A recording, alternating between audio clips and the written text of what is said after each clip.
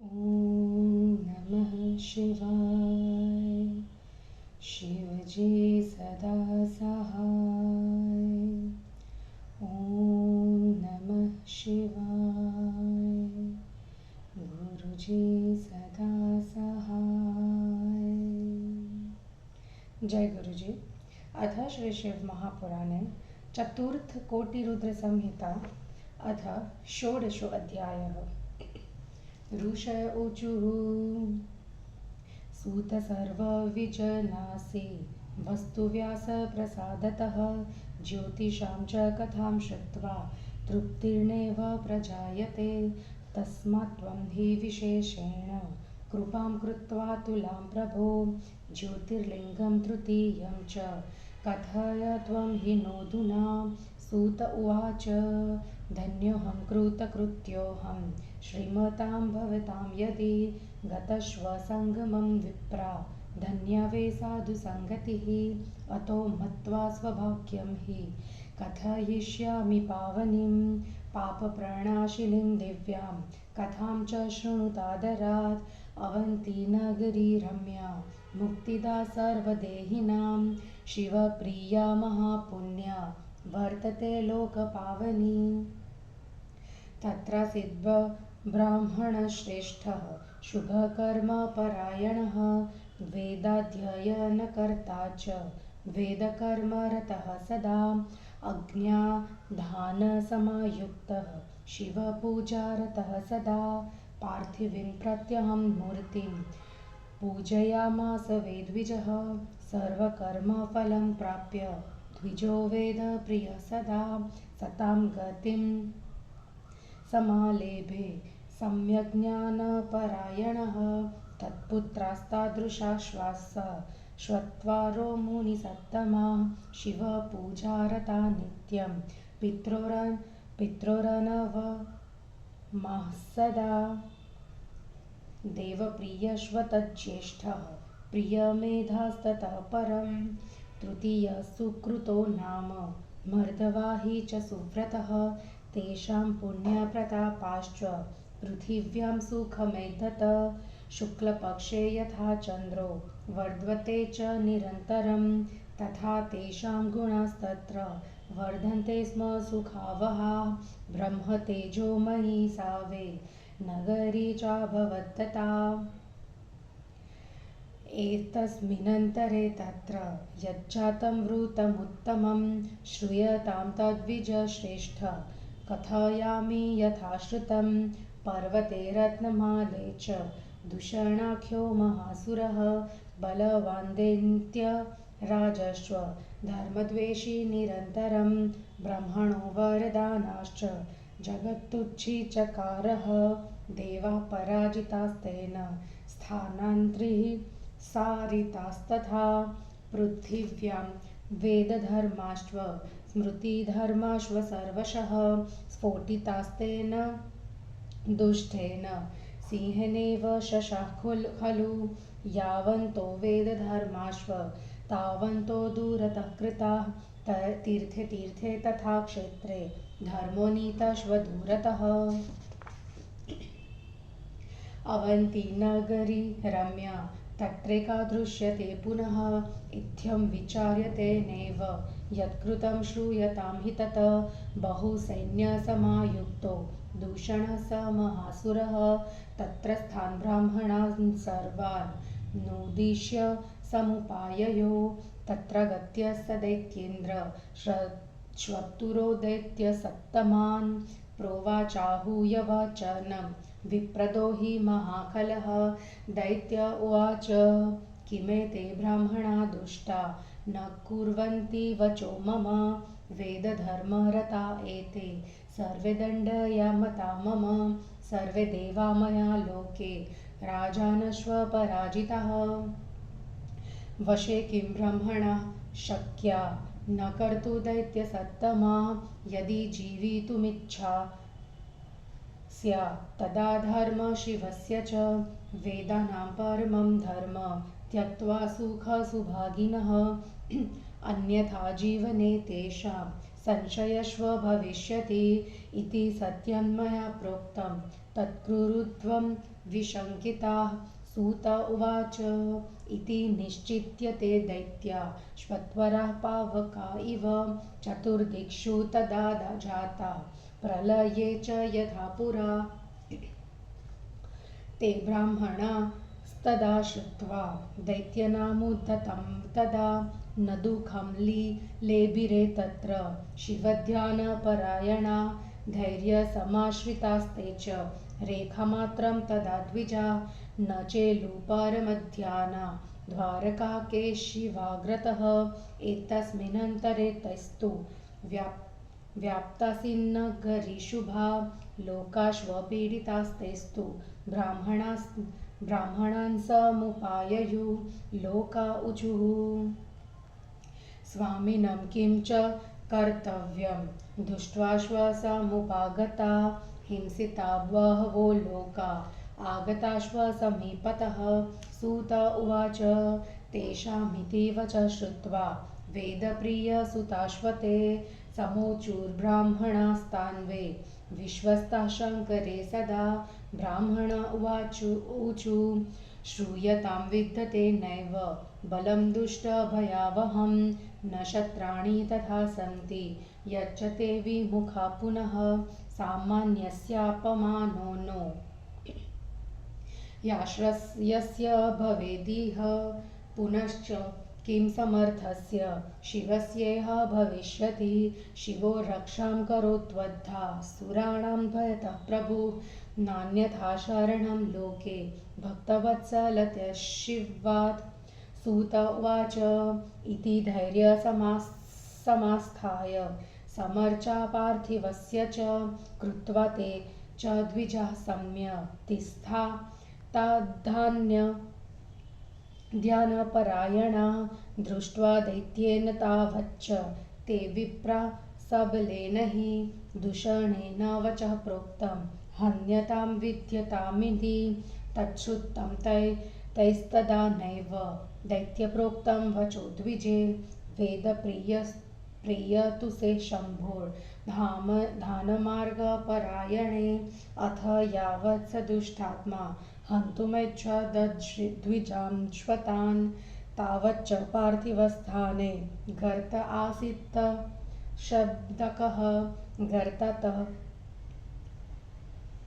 गर्तात् ततः समुत्पन्नः शिवो विकटरूपधृकम् महाकाल इति ख्यातो दुष्टहन्ता सतां गति।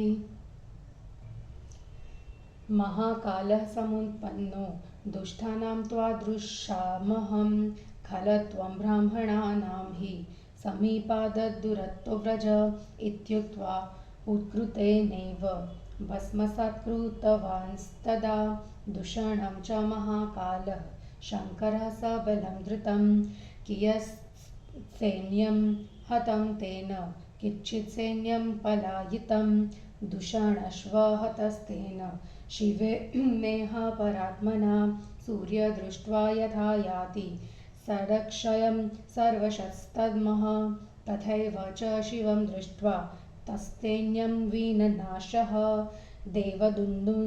देवदुन्दुभयो नेन्दुः पुष्पवृष्टिं पपातः देवः समाययुः सर्वे हरिब्रह्मादयस्तथा भक्त्या प्रणम्य तं देवं शङ्करं लोकशङ्करं तुष्टुवुर्विविधे स्तोत्रे कृताञ्जलिपुटा द्विजा ब्राह्मणांश्व समाश्वास्य सुप्रसन्नः शिवः स्वयं वरं भूतेति चोवाच महाकालो महेश्वरः तच्छ्रुत्वा ते द्विजाः सर्वे कृताञ्जलिपुटास्तदा स सुप्रणम्य शिवं भक्त्या प्रोचु सन्मत्तमस्तकाः द्विजा ऊचुः महाकाल महादेव दुष्टदण्डकर प्रभो मुक्तिं प्रयच्छ नः शम्भो संसाराम्बुद्धितः शिव अत्रैव लोकरक्षार्थ स्थातव्यं हि त्वया शिव स्वदर्शकान्नरागड्भो शम्भो तारय त्वं सदा प्रभो।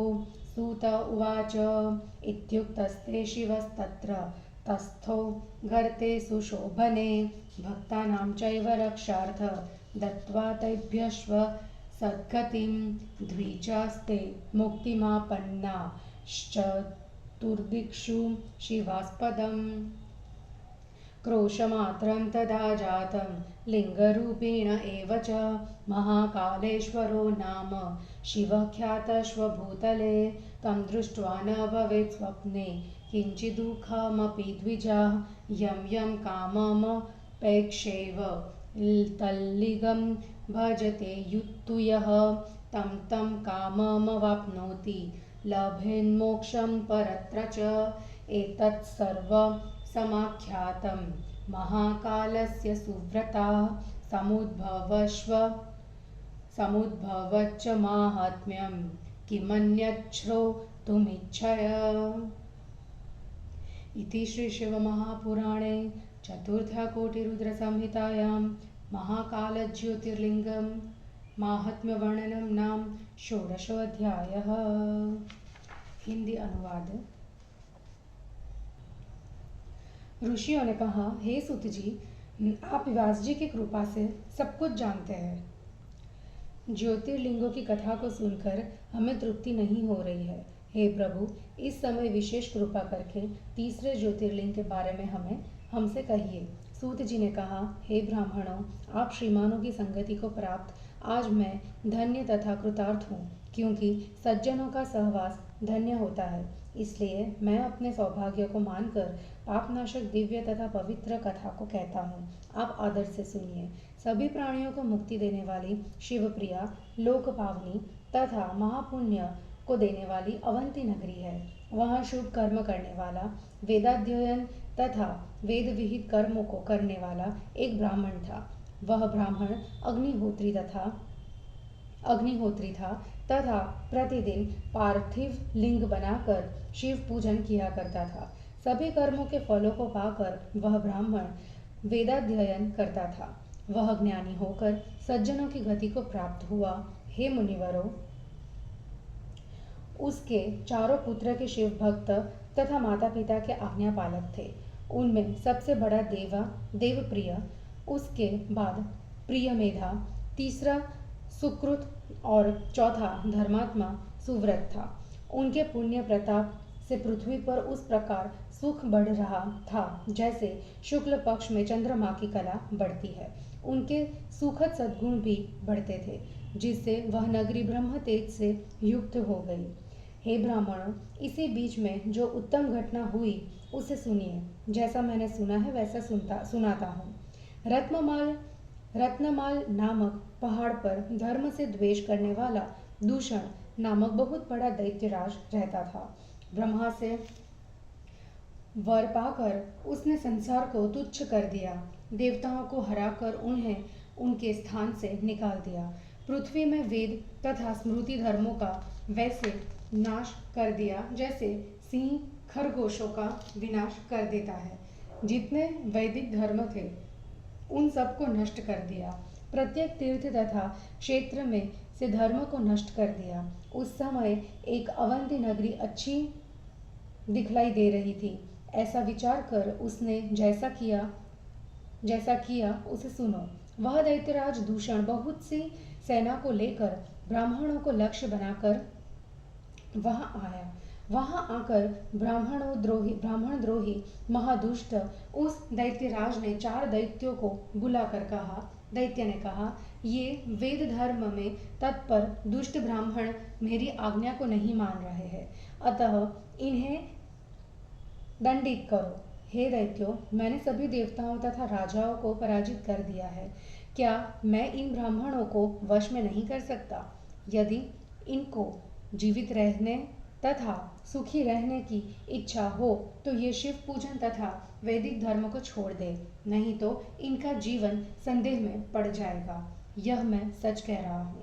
इसी कार्य को तुम लोग निशंक होकर करो। सूत जी ने कहा, ऐसा निश्चय करके अग्नि के समान वे 4 दैत्य चारों दिशाओं में जलने लगे। उन ब्राह्मणों ने दैत्यों के इस प्रयास को सुनकर शिवजी के ध्यान में तत्पर रहने के कारण किसी प्रकार का दुख नहीं माना। धैर्य का सहारा लेकर वे ब्राह्मण थोड़े भी अपने ध्यान से विचलित नहीं हुए, क्योंकि वे दैत्य शिव जी के सामने क्या थे। इसी बीच में उन दैत्यों से वही नगरी घिर गई और उन्होंने जनता को पीड़ित किया। तब वे ब्राह्मणों के समीप आए। जनता ने कहा, महाराज, हमें क्या करना चाहिए? दुष्ट आ गए हैं, उन्होंने बहुतों को मार दिया है। सूत जी ने कहा, उन लोगों की बातों को सुनकर सदाशिव में दृढ़ विश्वास करने वाले वेदव्रत के चारों पुत्रों ने उनसे कहा, ब्राह्मणों ने कहा, सुनो, हमारे पास उन्हें डराने योग्य न बल है और न शस्त्र ही है जिससे वे भाग जाए। शिव जी के सामने सामान्य पुरुष का भी अपमान नहीं होता। यदि उनके आश्रित रहने वाले हमारा अपमान होता है तो वह शिव जी की ही अपमान है। आज शिव जी असुरों के भय से हमारी रक्षा करे। भक्तवत्सल शिव के अतिरिक्त हमारा रक्षक कौन है? सूत जी ने कहा, इस प्रकार धैर्य धारण कर शिव जी की पूजा करके वे ब्राह्मण शिव धान्य में मग्न हो गए। तब उस बलवान दैत्य ने उन ब्राह्मणों को देखा। दूषण दैत्य ने कहा, इन्हें बांधो और मारो। दैत्य के इस वचन को शिव के ध्यान में तत्पर वेद प्रिय के पुत्रों ने नहीं सुना। जब उसे दुष्ट ने उन ब्राह्मणों को मारना चाहा, तब उस पार्थिव के स्थान पर महान शब्द के साथ एक गड़ा हो गया।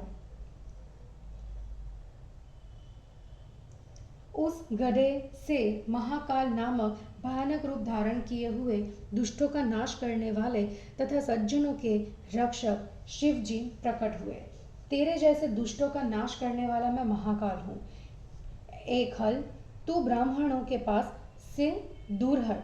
ऐसा कहकर महाकाल ने हुंकार मात्र से सेना सहित उस दूषण को शीघ्र भस्म कर दिया। उन्होंने उसकी कुछ सेना को मार दिया और कुछ सेना भाग गई तथा परमात्मा शिव ने दूषण को मार दिया।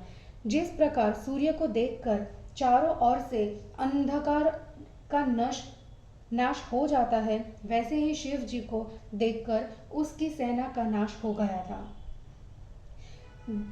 देवलोक में बाजे बजने लगे, फूलों की वर्षा होने लगी और वहां ब्रह्मा, विष्णु आदि देवता चले आए। ब्राह्मणों ने भक्ति से लोक कल्याणकारक शिव जी को प्रणाम कर अनेक स्तोत्रों से उनकी स्तुति की। प्रसन्न होकर महाकाल महेश्वर शिव जी ने ब्राह्मणों को आश्वस्त करके वर मांगो कहा। यह सुनकर वे सभी ब्राह्मण भक्ति से हाथ जोड़कर सिर झुकाकर प्रणाम करके कहने लगे। ब्राह्मणों ने कहा, हे महाकाल महादेव प्रभु, दुष्टों को दंड देने वाले शिव जी, हमें संसार सागर से मुक्ति दीजिए। हे शिव जी, आप संसार के प्राणियों की रक्षा के लिए यहीं स्थिर होइए।